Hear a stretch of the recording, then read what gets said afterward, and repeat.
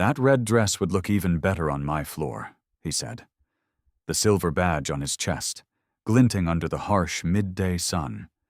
He believed his uniform gave him the right to own anything or anyone. He wanted in this neighborhood. He saw a beautiful black woman as his next conquest. What he didn't see was the predator hiding behind her eyes. Before we continue, tell me where in the world you're watching from. And make sure you subscribe, because the downfall that's coming is one for the history books. The moving truck had barely pulled away from the curb when Officer Jack Harlan made his move. He'd been watching the house for a week, ever since the sold sign went up. This neighborhood, with its manicured lawns and towering oak trees, was his domain. He knew every family, every car, every quiet secret behind the pristine facades. He was the gatekeeper, the guardian of its placid, wealthy, and overwhelmingly white character. And then she arrived, Sarah Brooks. He'd run her plates the moment he saw her black Mercedes pull into the driveway. Single 35, recently relocated from Washington, D.C. No record. But that wasn't what held his attention. It was the way she moved, the confident tilt of her chin, the fluid grace in her long limbs, the way the sunlight caught the deep mahogany of her skin. She was, in his estimation, a masterpiece of a woman. A masterpiece that didn't belong here.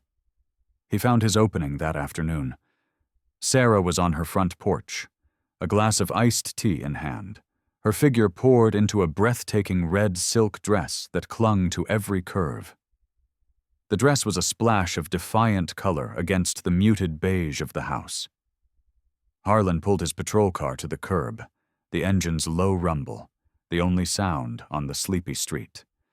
He took his time getting out, adjusting his belt, letting his presence sink in. He was a big man, broad-shouldered and thick-necked, with a face that seemed permanently set in a sneer. His eyes, a pale, cold blue, raked over her body with an unnerving sense of ownership. "Afternoon, ma'am," he said, his voice a low drawl that was meant to be charming, but felt like gravel scraping on skin. He stopped at the bottom of her porch steps, forcing her to look down at him. "Just wanted to welcome you to the neighborhood, Officer Jack Harlan." He tapped the badge pinned to his chest. "I keep an eye on things around here." Sarah's smile was polite, but it didn't reach her eyes. Those eyes, dark and intelligent, were assessing him, cataloging the slight bulge of his gut over his belt, the possessive way he stood, the undisguised hunger in his gaze. "Thank you, officer. I'm Sarah Brooks. It's a beautiful neighborhood." Her voice was smooth, cultured, with no trace of the intimidation he was used to eliciting. It annoyed him. "It is," Harlan agreed, letting his eyes linger on the swell of her chest. "We like to keep it that way. Quiet, peaceful for a certain kind of people." The implication hung heavy in the humid air. He took a step up, his polished black boot landing on her pristine white porch. He was invading her space. "Pretty big house for just one person. Must get lonely in there." "I enjoy my privacy," Sarah said, her voice dropping a fraction of a degree. She remained seated, refusing to give him the satisfaction of seeing her stand, of seeing her retreat. Harlan's smirk widened. He leaned against the porch railing, getting uncomfortably close. "That red dress would look even better on my floor," he said, the words slithering out, low and venomous.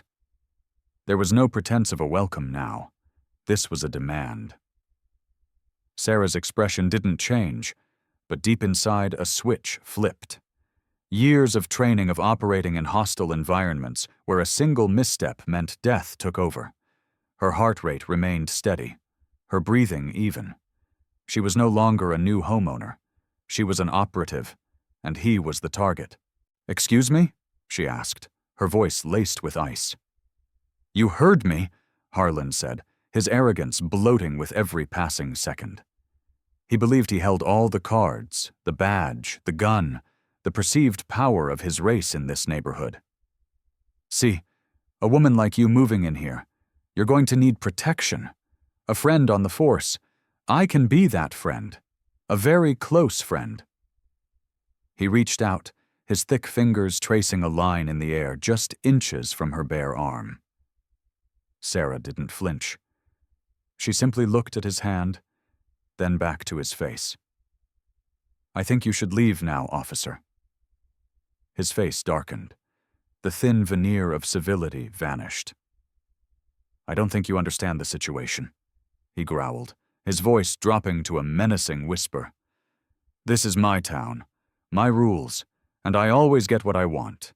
You can either be nice about it, we can have a good time, and your life here will be very easy, or... He let the word hang. You can be difficult, and I'll make you wish you'd never even heard of this place. I will tear your life apart, piece by piece, starting with that pretty little house and that fancy car. So, what's it going to be, Sarah? He stood there silhouetted by the sun, a monster in a blue uniform, utterly convinced of his own power. He saw her as an easy conquest, a beautiful object to be taken. He had no idea he wasn't talking to a civilian. He had no idea he had just threatened a woman who had dismantled entire terror cells with less effort than it took her to choose her dress that morning. He thought he was the predator. He was about to find out how it felt to be the prey. Harlan's campaign of terror began subtly, a masterclass in psychological warfare designed to fray her nerves and remind her of his omnipresent power. His patrol car was always there. When she left for a morning run, it would be parked across the street. Engine off, a silent, menacing sentinel. When she returned from the grocery store, he'd be a block down, watching her carry her bags inside. He never used his lights or siren. He didn't have to. The simple, constant presence of his vehicle was a declaration of ownership, a brand on her newfound freedom. He escalated. A package delivered to her porch was mysteriously sliced open, its contents untouched, but the message clear.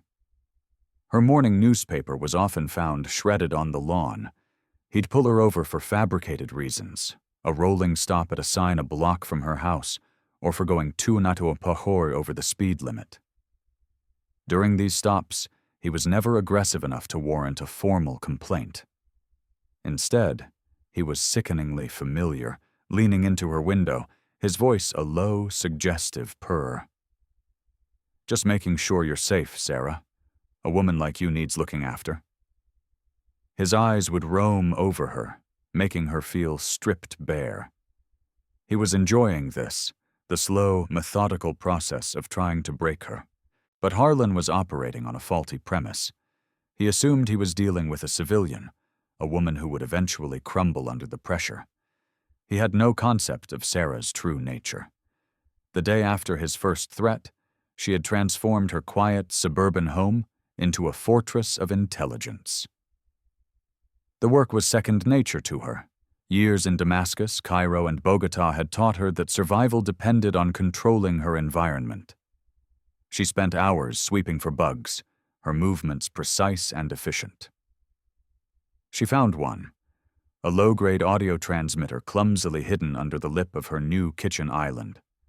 Harlan, or someone he knew, had been inside her house. A cold fury, clean and sharp, settled in her chest. This wasn't just harassment anymore. It was an invasion. She didn't remove the bug. Instead, she used it.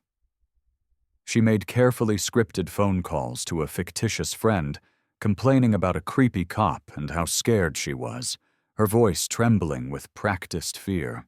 She played the part of the victim perfectly, feeding Harlan's ego while she laid her own traps.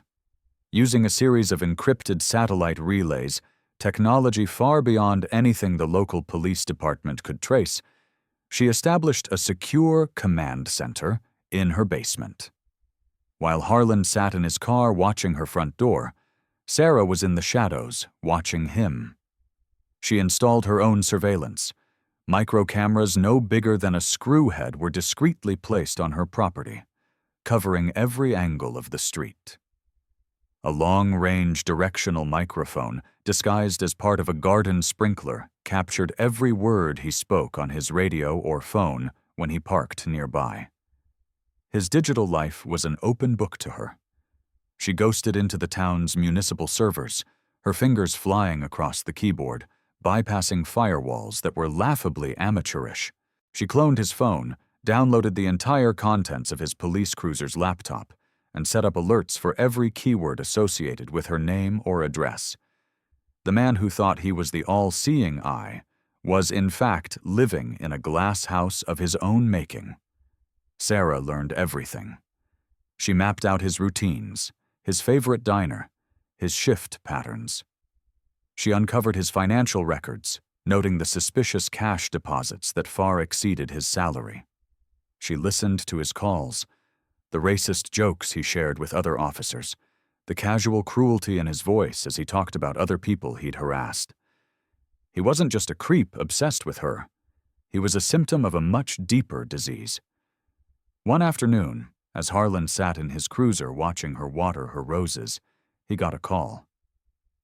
Sarah listened in, the audio feed crystal clear in her ear.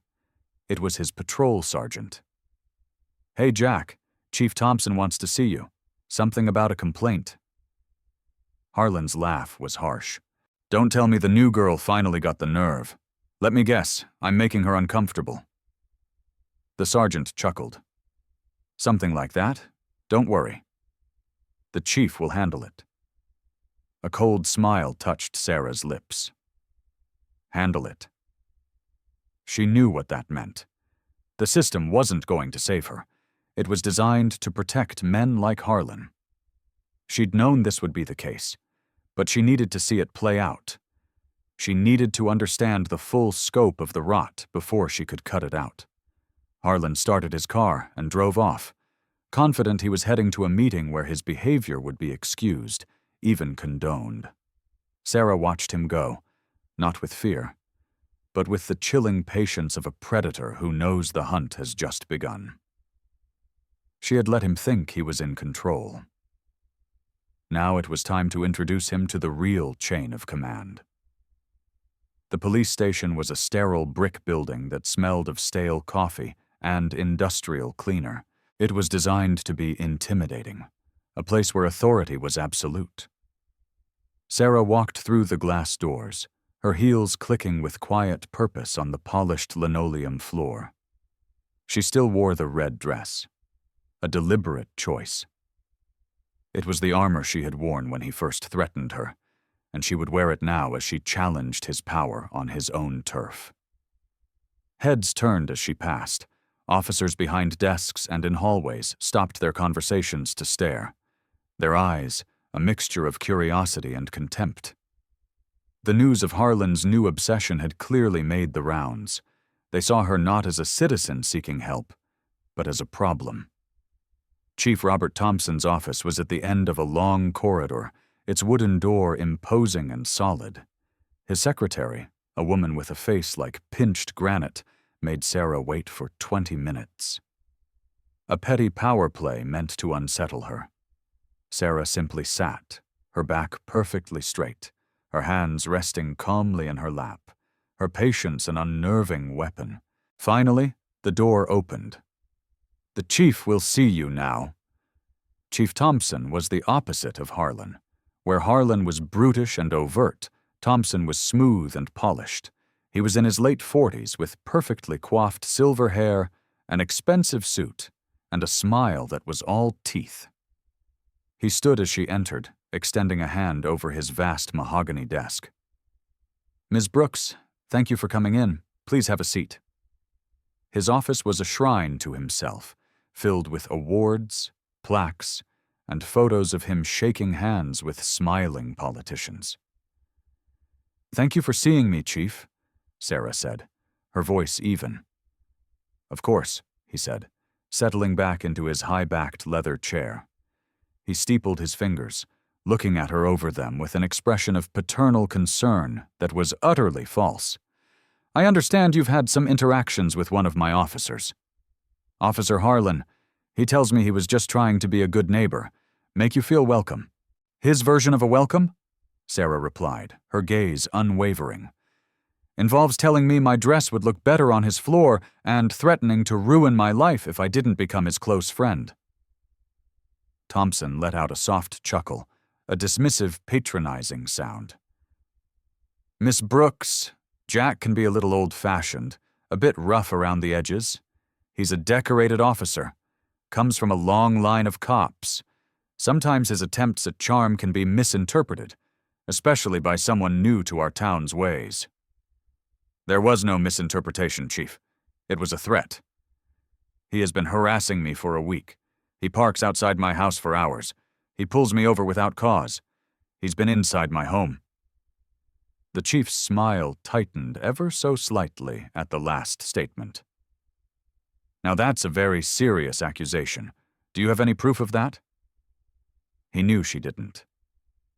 Or so he thought. He was testing her, daring her to challenge the word of his decorated officer. My proof, Sarah said, leaning forward slightly, is that a man who represents your department is using his badge to intimidate a citizen. He is creating an environment of fear. I came here today assuming you would take that seriously. Oh, I do take it seriously, Thompson said, his voice turning colder, the fake charm dissolving to reveal the steel beneath. I take it very seriously when an outsider comes into my town and starts making wild accusations against a respected officer. You know, Miss Brooks, this is a peaceful community. We don't have the kinds of problems they have in the big cities. We handle things quietly here. A misunderstanding like this, it could attract the wrong kind of attention. It could disrupt the harmony we all work so hard to maintain. The threat was no longer veiled. He was telling her to back down, to accept her place. He wasn't a public servant. He was a king protecting his feudal lord.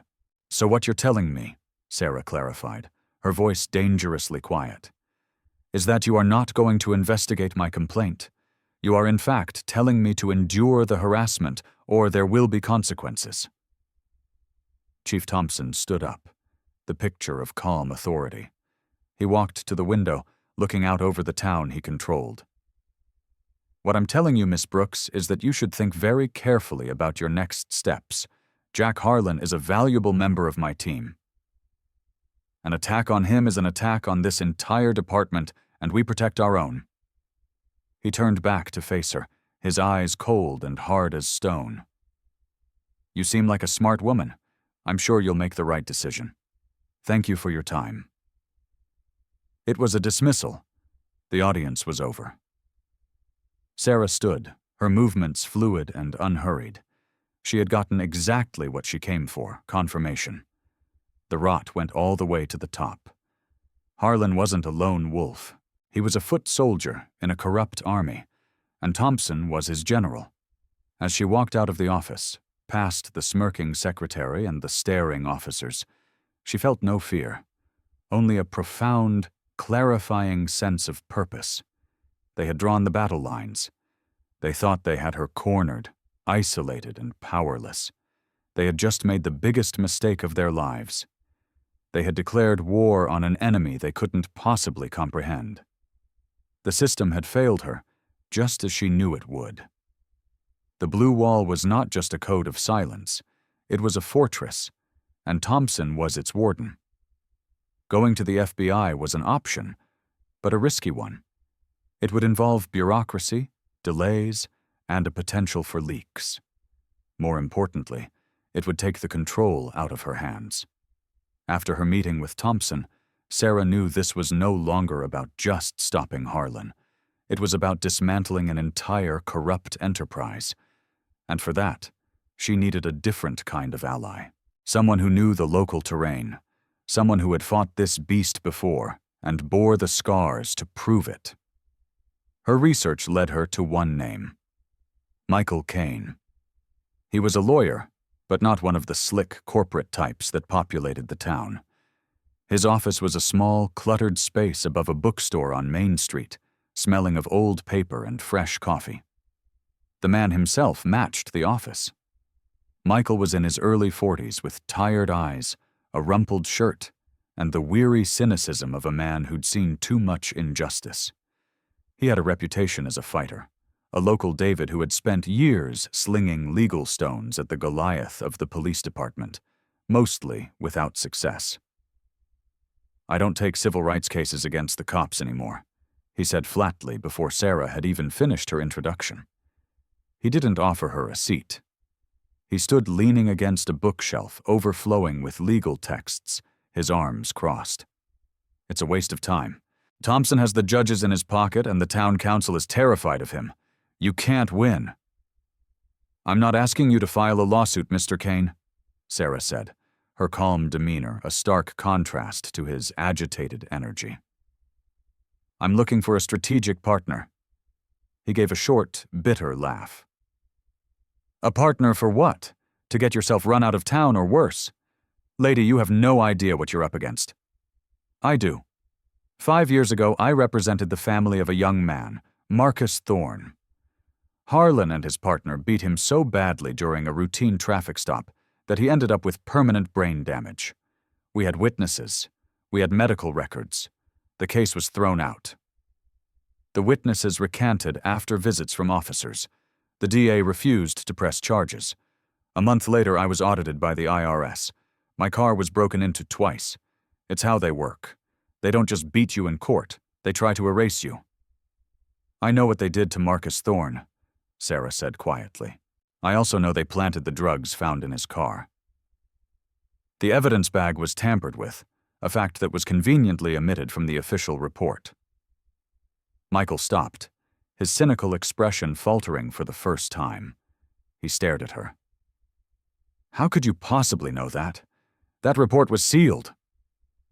Sarah reached into her purse and pulled out a slim tablet. She slid it across the desk toward him.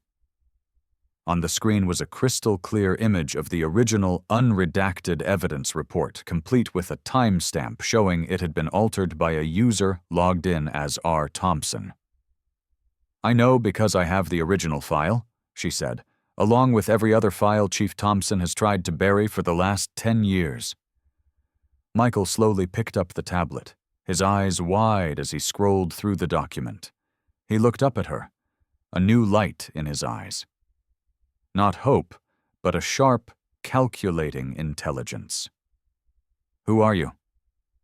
"I'm a woman who doesn't like being threatened," Sarah said simply. "And I have the resources to fight back. You have the local knowledge, the understanding of their legal maneuvers. I have the ability to gather the kind of evidence they can't dismiss or bury. Together, we can do what neither of us can do alone. Burn their whole corrupt house down."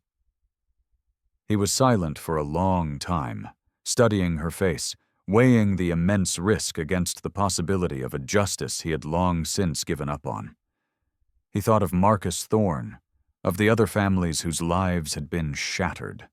He saw in Sarah not a helpless victim, but a weapon, a highly sophisticated, incredibly dangerous weapon that had just been aimed at the heart of his oldest enemy. "They'll come after me again," he said, his voice a low murmur. "Harder than last time." "Yes, they will," Sarah confirmed, her gaze steady. "But this time we'll be ready for them. This time we'll be the ones setting the trap." A slow smile spread across Michael Kane's face. The first genuine smile he'd likely had in years. The weariness in his eyes was replaced by a familiar fire. The old fighter was back. "Okay," he said, finally gesturing to the worn chair in front of his desk. "Have a seat. Tell me everything and let's get to work." The alliance was forged, not in a courtroom or a corporate office, but in a dusty room above a bookstore. Two lone warriors joining forces against a common monstrous foe. The foundation of Thompson's empire had just developed its first critical crack. Their partnership was a seamless fusion of two different worlds. Michael's dusty office became their war room, its walls soon covered in timelines, photos, and complex diagrams mapping the connections between Harlan, Thompson, and a web of corrupt town officials. Michael brought the context, the history of their abuses. He pulled old case files pointing out the patterns Sarah might have missed. The same judges dismissing complaints. The same prosecutors losing key evidence. The same group of officers named in dozens of excessive force allegations that went nowhere. He was the institutional memory of their corruption. Sarah, in turn, brought the arsenal. While Michael navigated the labyrinth of public records and legal precedent, Sarah moved through the digital world like a phantom. She treated the town's entire infrastructure as a hostile network, and she was the ghost in their machine. She peeled back layers of their digital lives with surgical precision. She discovered a slush fund disguised as a civic improvement account that Chief Thompson controlled directly. It was funded by donations from local business owners and what the department called asset forfeiture, cash and property seized almost exclusively from minority residents during traffic stops and rarely documented properly. The money trail was damning. Funds from this account were used for lavish personal expenses, golf club memberships, vacations, even a down payment on a boat for Harlan. But it went deeper. Sarah uncovered a series of property transactions that reeked of conspiracy. Several homes owned for generations by black families in a historically less affluent part of town had been foreclosed upon under suspicious circumstances. These foreclosures often followed a period of intense police harassment, endless citations for minor code violations, repeated arrests of family members on trumped-up charges. Once the families were financially broken and forced to sell, the properties were snapped up for pennies on the dollar by a single development company. "Evergreen Holdings," Michael said, his finger tapping on the name on Sarah's screen. "That's a shell corporation. I've run into them before. Always anonymous, always paying in cash." "Not so anonymous anymore," Sarah replied. She brought up another screen showing a complex flowchart of financial transfers that moved through 3 different states before ending up in an offshore account. An account belonging to Chief Robert Thompson's wife. "My God," Michael breathed, staring at the screen. "This isn't just harassment and brutality. It's a land grab. They're using the police department as their own private collection agency to ethnically cleanse a neighborhood for profit." While Michael worked on building the legal framework for a massive racketeering case, Sarah focused her attention back on Harlan. She needed to tie him directly to the violence that underpinned their financial schemes. Her directional microphone became her most valuable tool. From her garden, she listened as Harlan conducted his business, his cruiser a mobile office for his cruelty. She recorded him bragging to another officer about shaking down a local restaurant owner. She recorded him using racial slurs to describe a family he was targeting for eviction.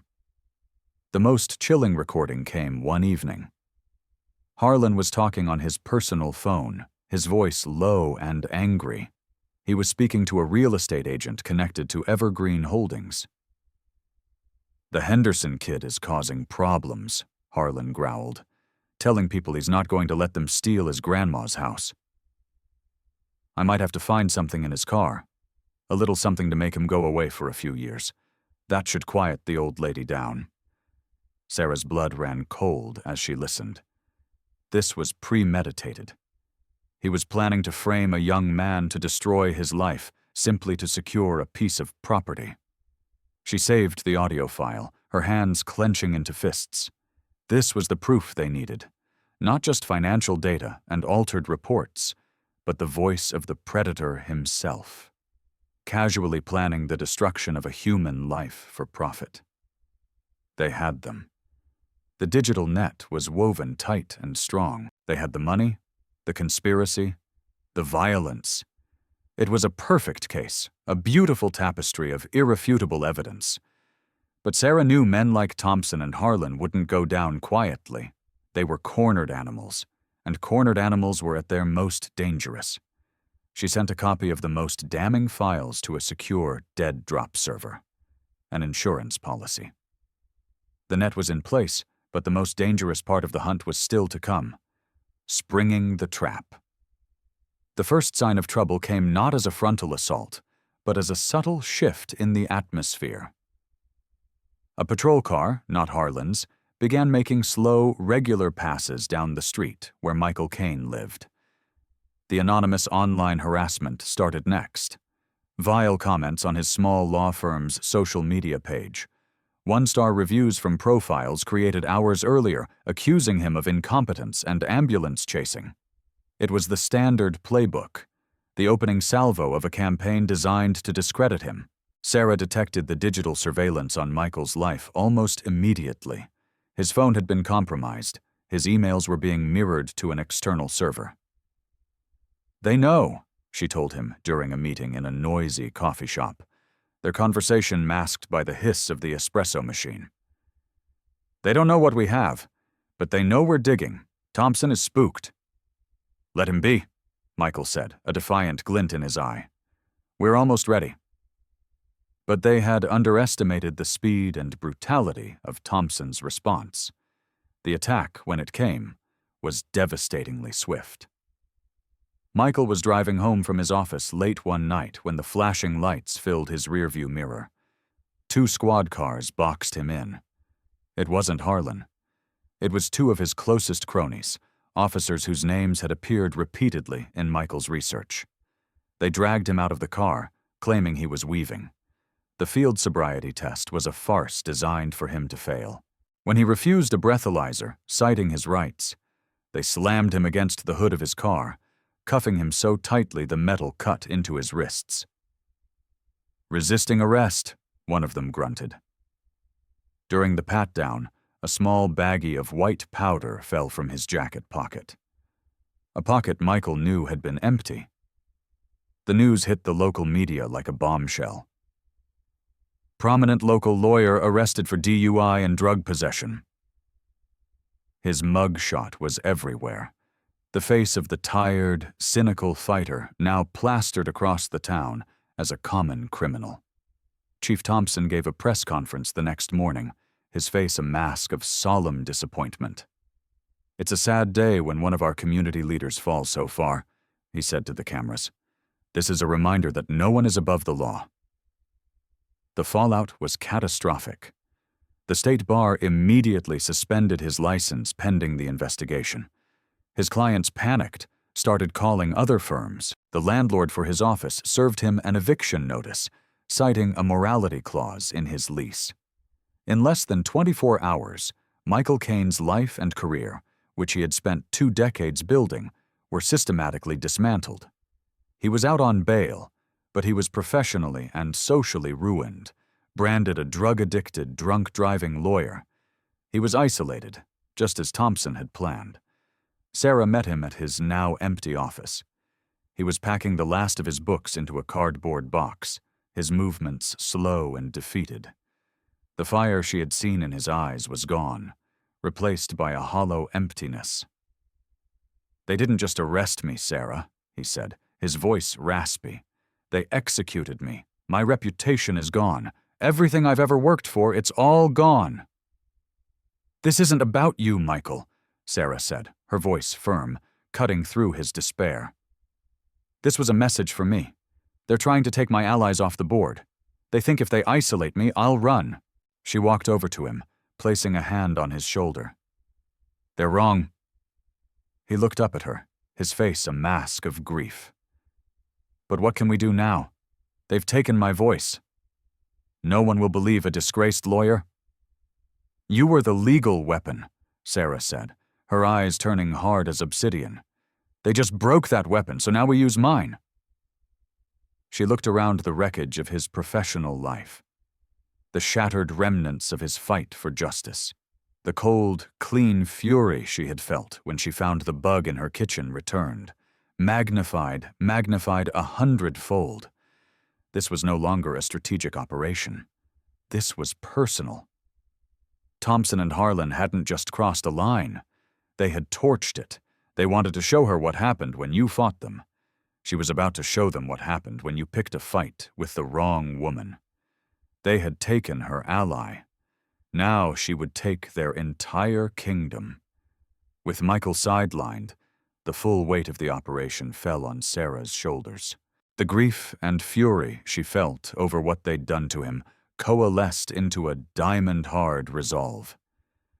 They had wanted to isolate her, to make her feel alone and terrified. Instead, they had unleashed her without needing to coordinate or explain her methods to a legal mind. She was free to operate in the shadows where she was most comfortable, most lethal. The time for gathering evidence was over. It was time to set the final trap. Her plan was audacious, relying on a deep psychological understanding of her target. Jack Harlan was not a complex man. He was driven by three things: racism, a lust for power, and an obsessive, possessive desire for her. He saw her as the ultimate prize, the beautiful black woman in the wealthy white neighborhood who had dared to defy him. Conquering her would be the ultimate affirmation of his dominance. Sarah would use that obsession as bait. She began by playing the part they had cast for her, the broken woman. She stopped her morning runs. The curtains of her house remained drawn during the day. When she did leave, she looked disheveled, her movements furtive, her eyes cast downward. Through the bug she had left in her kitchen, she staged tearful phone calls talking about how her lawyer had been arrested, how she was all alone, how she didn't know what to do. Maybe Harlan was right, she sobbed into the phone one evening. Maybe I should just do what he wants. I can't fight the whole police department. She knew Harlan was listening. The surveillance logs from his cruiser's data link showed him parked near her house more and more frequently. Like a vulture circling a dying animal, he was savoring her supposed descent into despair. He was waiting for the perfect moment to swoop in. Sarah gave him that moment. After a week of her performance, she made one last call, this time directly to the police station's non-emergency line, asking to speak with Officer Harlan. Her voice was small, defeated. I need to talk to him, she whispered to the dispatcher. It's personal. Harlan came to her house that evening just after dusk. He didn't come in his patrol car. He arrived in his personal pickup truck, a massive jacked-up machine that reeked of aggressive masculinity. He wasn't on duty. This was personal for him, too. He walked up to her porch with a swaggering, triumphant gait. He was the conquering hero. Sarah answered the door, wearing a simple black dress, a stark contrast to the defiant red silk. Her face was pale. Her eyes looked red-rimmed, a testament to the theatrical crying jag she had induced earlier. She looked vulnerable, beautiful, and beaten. Sarah, he said, his voice a low, possessive rumble. Knew you'd come around? Please, she said, her voice barely a whisper. Come in. I don't want the neighbors to see. It was the invitation he had been waiting for. He stepped inside, his presence immediately filling the space, his cheap cologne warring with the subtle scent of jasmine in her home. He looked around the pristine foyer, a smug, triumphant grin spreading across his face. He had won. He had broken her. Smart girl, he said, his eyes devouring her. Decided to stop fighting the inevitable. But what Harlan saw as a home was, in fact, a gilded cage she had meticulously constructed for him. The house was a technological marvel of espionage. Every room was wired. High-definition micro cameras were hidden in smoke detectors, light fixtures, and picture frames. Sensitive microphones were embedded in the walls.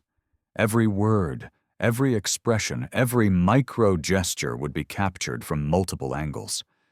The entire system was streaming in real time to a network of secure servers she controlled, with duplicates being fed directly to Michael Caine and to her own private cloud. I want this to be over, Sarah said, leading him into the living room. You were right. I can't fight you. You're too powerful. She was stoking the flames of his ego, making him feel like a god. Damn right I am, he boasted, settling onto her sofa as if he owned it. "I told you from day one. This is my town. I run things here." He thought he was stepping into his kingdom. In reality, he had just walked into the most sophisticated interrogation room he would ever experience. The trap was set. The doors were locked. The prey had become the bait. And the predator was about to give the performance of a lifetime, a full confession, broadcast to a ghost audience he couldn't see. All Sarah had to do was press record. The living room was cast in soft, warm light, a deliberate choice by Sarah to create an atmosphere of intimacy and disarm her target. A bottle of expensive whiskey and 2 glasses sat on the coffee table. It was a perfectly staged scene of surrender. Harlan, basking in the glow of his perceived victory, poured himself a generous amount, his movements proprietary and crude. "See, this is much better, isn't it?" he said, taking a large swallow. "You and me being friendly? No need for all that ugliness?" He patted the cushion next to him. "Come on, sit down. Relax." Sarah complied, perching on the edge of the sofa, maintaining the illusion of a nervous, submissive woman. "I'm sorry," she said, her voice soft. "I shouldn't have gone to your chief." "That was a mistake." Harlan laughed, a harsh, ugly sound. "Thompson, don't you worry about him. He knows how to handle things. He knows how to handle people like you." The way he said, "people like you," was thick with racial animus. This was the opening Sarah needed. "What about my lawyer, Michael Kane? Did Chief Thompson have to do that?" she asked, her voice laced with feigned naivety. Harlan's ego, lubricated by the whiskey, took over completely. He leaned back, expansive and boastful, the king holding court. "Kane, he had it coming. Been a thorn in our side for years, trying to stir up trouble for the department. We had to teach him a lesson. Thompson has been waiting for an excuse to shut that little prick up for good." He took another drink, his words slurring slightly. "A bag of coke, a little pressure on the DA, problem solved. He won't be bothering anyone again." The confession was so casual, so blatant. It was chilling. All of it was being captured in pristine 4K resolution. "You're very powerful," Sarah murmured, looking at him with what she hoped passed for awe. "I never should have underestimated you." "Nobody should," he bragged, his chest puffing out. "This town, it runs on our terms. We keep it clean, we keep the property values up, and we keep the trash out." He looked directly at her, a cruel glint in his eye. "Some people don't get that. Like that Henderson kid over on the east side, running his mouth, trying to be a hero for his grandma. He's about to learn a hard lesson." "What kind of lesson?" Sarah prompted gently. "The kind that gets you 10 to 20 in a state facility." Harlan sneered. "It's amazing what you can find in a car when you look hard enough. An unregistered piece, maybe some product. He'll learn to keep his mouth shut." He was confessing to a future crime, outlining the plot to frame an innocent man. Sarah's face remained a mask of fearful admiration, but inside her mind was a steel trap, cataloging every word, cross-referencing it with the evidence she already had. "But how do you get away with it all?" she asked, playing her final card. "Doesn't anyone ever fight back?" He drained his glass and slammed it down on the table, the sound making her flinch for the camera. He leaned in close, his breath hot and sour with whiskey. "Listen to me and listen good," he growled, his voice a low conspiratorial whisper. "Nobody fights back because they can't. The judges, the DA, the mayor, they're all on our team. They know we're the ones keeping this town the way they want it. We're a wall. We keep things pure." His eyes bored into hers. "And you, a beautiful black woman with a house like this in my neighborhood, you're a threat to that purity. I can either be the guy who protects you, who makes you one of the good ones." He let his hand fall on her knee, his touch possessive and repulsive. "Or I can be the guy who removes the threat. It's that simple. It was the thesis statement for his entire rotten worldview. Racism, corruption, and violent control all laid bare. He believed he was seducing her, intimidating her into submission. In reality, he was delivering his own indictment, signing his own confession, and tying the noose around not just his neck, but the necks of everyone in his conspiracy. "I understand," Sarah whispered, letting a single perfect tear roll down her cheek. Harlan's grin was predatory. "I knew you would." He leaned in to kiss her, to claim his prize. Sarah turned her head at the last second. Could I have a drink first?" she asked, her voice trembling. "My nerves." "Of course, baby," he said, leaning back, fully convinced of his triumph. "Pour us another round." As Sarah stood and moved to the table, her back to him, her expression changed. The fear vanished, replaced by a look of absolute, chilling victory. He had given her everything, every crime, every motive, every co-conspirator, the entire case, gift-wrapped and delivered by his own arrogant mouth. The recording was complete. The trap had been sprung. Now all that was left was to bring the cage door slamming shut. As Harlan refilled his glass, basking in his victory, Sarah moved silently to the other side of the room. With a few deft taps on her phone, she initiated the final phase of her operation. The complete unedited video and audio stream from the past hour, Harlan's detailed confessions, was instantly uploaded from her secure servers and sent not just to the FBI's Washington field office, bypassing any local interference, but also to the State Attorney General, the Civil Rights Division of the Department of Justice, and, for good measure, the national desks of 3 major news organizations. The digital bomb had been detonated.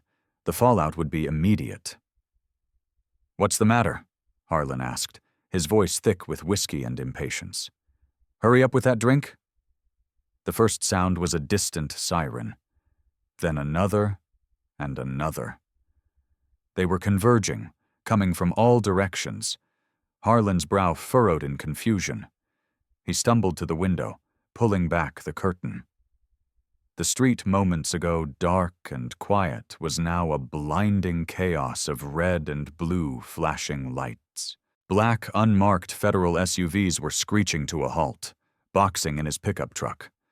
Tactical agents in full gear were swarming her lawn. "What the hell is this?" Harlan stammered, his drunken haze evaporating into a cold spike of fear. He spun around to look at Sarah. The vulnerable, broken woman was gone. In her place stood a figure of immense, unyielding power. The fear was gone from her eyes, replaced by a gaze as cold and sharp as a shard of ice. "This, Officer Harlan," she said, her voice ringing with authority, "is called accountability." The front door splintered open as a battering ram smashed through it. "FBI, hands in the air!" The house was flooded with armed agents, their weapons all trained on the stunned, pathetic figure of Jack Harlan. He stood frozen in the middle of the living room, a whiskey glass still in his hand, his face a mask of utter disbelief. The hunter was trapped, his own gilded cage now a federal crime scene. The empire of lies crumbled with astonishing speed as Harlan was being perp-walked out of Sarah's house in handcuffs, his face illuminated by a dozen news cameras that had seemingly appeared out of nowhere. Other federal teams were executing simultaneous raids across town. They hit the police station like a thunderclap. Agents swarmed the building, seizing computers, files, and phones. Officers who had been sharing racist jokes with Harlan hours earlier now stood with their hands against the wall, their faces pale with terror. Chief Robert Thompson was pulled from a late-night meeting with the mayor. The cameras captured his polished composure finally shattering as federal agents slapped cuffs on his wrists, reading him his rights for conspiracy, racketeering, and a host of civil rights violations. His reign was over. The raids continued through the night. The homes of the officers who had helped frame Michael Caine were breached. The offices of Evergreen Holdings were sealed, its financial records confiscated. The judges and prosecutors on Thompson's payroll received late-night visits that ended with them in the back of unmarked cars. The entire corrupt infrastructure, which had seemed so untouchable, so permanent, was being ripped out at the roots. By morning, the story was the #1 headline across the country. Corrupt police ring dismantled by undercover operative, the banners read. Clips from Sarah's hidden cameras were playing on a loop on every network. Harlan's smug confessions, his racist diatribes, his casual admission of framing innocent people. He had become the face of police corruption in America. Overnight from a hotel room across town, Sarah and Michael Caine watched the news unfold. A special prosecutor had already thrown out the charges against Michael, offering a formal apology. His name was cleared, his reputation restored in a single fiery baptism of truth. He watched, silent and vindicated. As the men who had destroyed his life were paraded before the world in disgrace, Sarah felt a quiet, profound sense of satisfaction. It was a clean operation, surgical. She had identified the cancer, and she had excised it with ruthless precision. On the screen, a reporter was interviewing residents of the neighborhood Thompson and Harlan had been trying to seize. The Henderson family was there, tears of relief streaming down their faces. "She saved us," Mrs. Henderson said, clutching her grandson's arm. "That woman, she saved us all." Sarah watched, a silent guardian they would never know. Her war was over. The silence of the lambs had been broken by the roar of a lioness. In the weeks that followed, the town underwent a painful but necessary rebirth. The federal investigation dug deeper, unearthing decades of systematic abuse. More arrests followed, reaching as high as the mayor's office. Town meetings, once sparsely attended formalities, were now packed with residents demanding transparency and oversight. The people who had lived in fear for so long were finding their voices, empowered by the truth that had been so dramatically exposed. The Henderson family, and others like them, were not only safe in their homes, but were also leading the charge for a new civilian review board.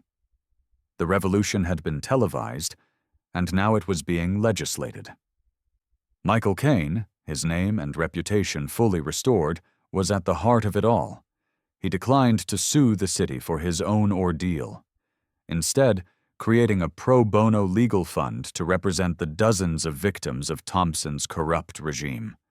He worked tirelessly, helping to get old convictions overturned, records expunged, and families reunited. The weary cynicism was gone, replaced by the fierce, hopeful energy of a man who had been given a second chance to fight for the justice he had always believed in. His small office above the bookstore was no longer to a place of defeat. It was a beacon of hope. Jack Harlan, Robert Thompson, and 17 other officers were denied bail. Facing a mountain of irrefutable evidence, most of them took plea deals, their confessions adding even more names to the list of the guilty. Harlan, stripped of his badge and his arrogance, was just a pathetic, broken man facing the consequences of his own hatred. The legal system, once his weapon, was now his cage. Sarah watched all of this from a distance. Her work was done. The new FBI task force overseeing the town's transition had offered her a commendation, a consulting position, a place in the new order. She politely declined. She wasn't a builder or a politician. She was a weapon, an instrument of shadow and steel, and her purpose had been served. The quiet suburban house, once a battleground, was put back on the market. Her short, violent chapter in this town was over. On her last evening, she sat on the porch. The same porch where Harlan had first threatened her. The red silk dress was packed away.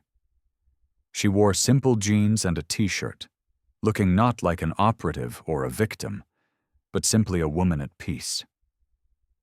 The street was quiet, But it was a different kind of quiet now. It wasn't the silence of fear. It was the gentle hum of a community starting to heal. A neighbor, an elderly woman who had once looked at her with suspicion, waved warmly as she walked her dog. The fear had been replaced by a tentative, fragile trust. Sarah knew the fight against the darkness in men's hearts was never truly over. The seeds of corruption and hatred were resilient.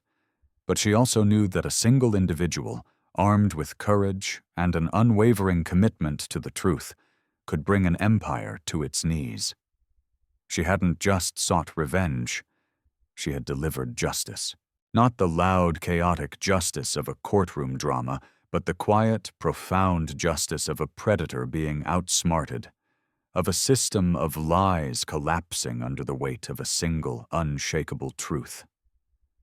Her presence here had been a storm, but a storm that had cleared the air, allowing the sun to finally shine through. What did Sarah's story make you feel about the nature of power and control? Have you ever witnessed a situation where someone bravely stood up to injustice? Share your thoughts in the comments below, and thank you for being a part of this journey.